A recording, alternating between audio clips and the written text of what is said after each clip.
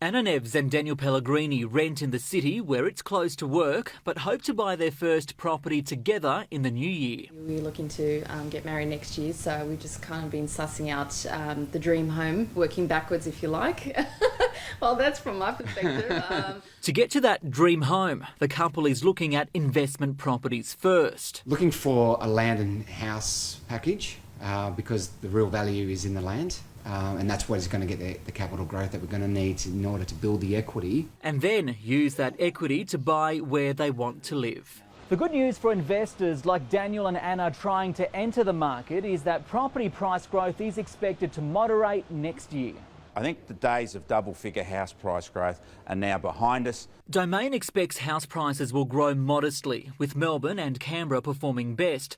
But prices for units will be mixed as new supply comes on stream. Weaker values are forecast for apartments in Brisbane, Perth and Darwin.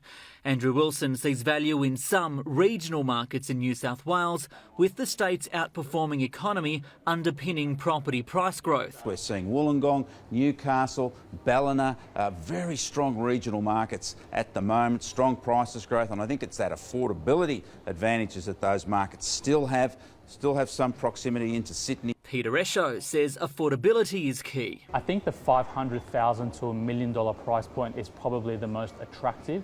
It's a price point where there's natural demand from first-time investors. Finding that elusive property at that price point is the challenge. Penrith is an area that's quickly emerging, quickly changing. It's out west, it's on the train line, it benefits from the WestConnex expansion and the potential for Sydney's second airport. That's very, very exciting.